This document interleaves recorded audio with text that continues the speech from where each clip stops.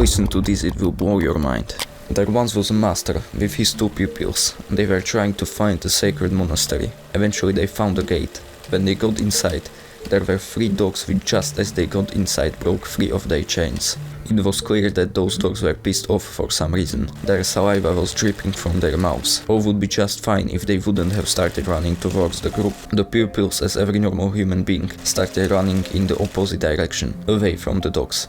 However, one could not expect what the master did. He started running towards the dogs. That made the dogs even angrier, making them run faster. They were eventually fully sprinting. The master, on the other hand, didn't fear them at all, and so he started sprinting as well, and he even raised his hand into the air and started singing to himself. That made him seem like a beast, stronger than the dogs, and so they got scared and retreated back to their places. Dogs in this story represent fears. The more you run away from those fears, or dogs in this case, the stronger they get. And on the other hand, if you run towards your dogs or towards your fears, the weaker they get. Just a short disclaimer before we get into this video: many of the concepts or lessons which I mentioned in this video are from the book called The Everyday Hero Manifesto, and also everything which I mention here can be used in other areas of your life, such as business or something completely different. The story which I mentioned, it is actually a lesson 1.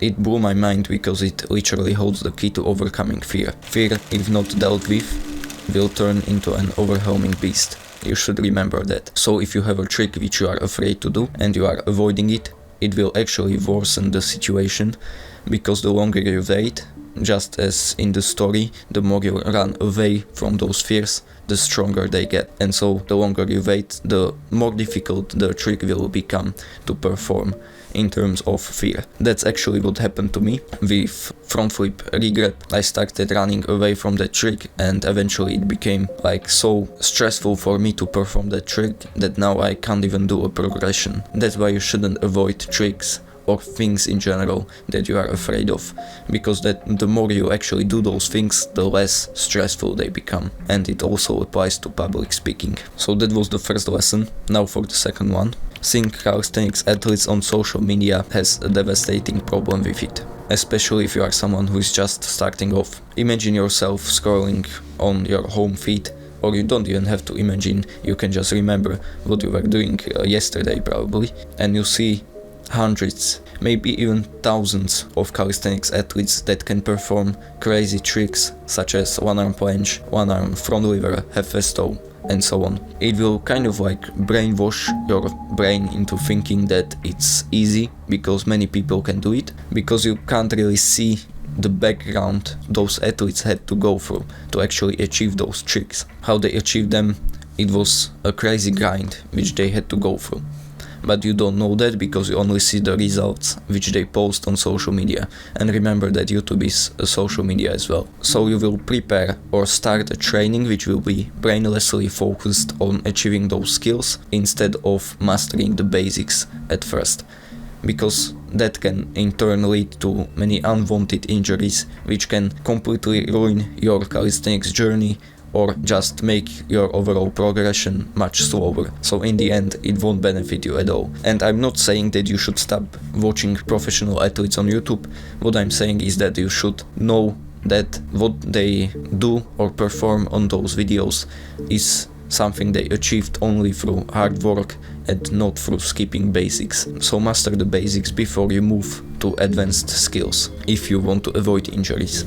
The third lesson: no success formula is guaranteed to bring forth the same success when repeated. And it doesn't apply only to business, you should remember that. For me, I used to do those sessions on the freestyle bar when I combined freestyle with statics, and I was just doing this kind of like session with the boys, and it used to work because I learned many things, many tricks like 540, 360 shrimp flip and so on. But I continued doing the same type of training for about 3 years, and now I can easily say that it was a time wasted, because instead of being flexible and changing those trainings, I continued with the same ones. That is the lesson which you should remember. If you had a training which brought about a huge success or a huge progress in a certain area of your calisthenics journey, it doesn't mean when you will repeat it that it will bring the same amount of success. It might not bring any success. That's why you should structure your trainings properly, and you should remember that one specific type of training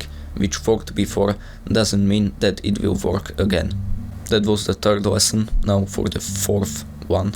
Spend your time with people who boost your joy instead of spending time with people who are energy vampires. The people who you let into your environment is very crucial point, because it influences the amount of success which you will achieve in the future, or the amount of progress. Because if you train with people who always make excuses, with people who are jealous of your progress instead of congratulating you for it, or with people who have the mentality of cans instead of the mentality of cans. Because there is this important rule which you should remember. It's not even a saying, it's actually a rule because it became true. You become the average of the 5 people you interact with. As I mentioned, if you spend your time training with people who always make excuses, you will end up making excuses. If you spend your time training with people who always complain, you will end up complaining. Or if they always say that they can't do or perform a certain trick, you will start saying that you can't perform a certain trick. That's why it's very important.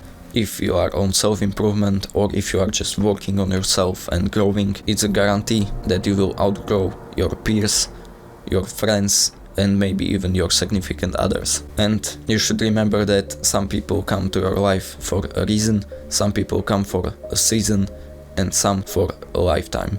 And now for the fifth and the last lesson. If you would zoom out and look at your life from a bird's perspective, you would see that you have made a huge progress. You would see a linear line. But if you would zoom in instead, you wouldn't see a linear line. What you would see would be peaks and troughs. And so right now, if you don't see any progress, or if you don't see any results, and you feel like it's the end, and you want to give up, remember that right now what you might be experiencing is just a little trough, which is actually a runway for your growth. Also, one important thing, when you are going for a difficulty, for example right now, remember that the cup which holds your joy was made with the fires of the pottery's oven, and that for one to feel joy, one must feel sorrow. And please remember this point. Life is made out of seasons of progress and seasons of regress. You can't always grow. That's just not how life works. And one last and very important point which you should never forget.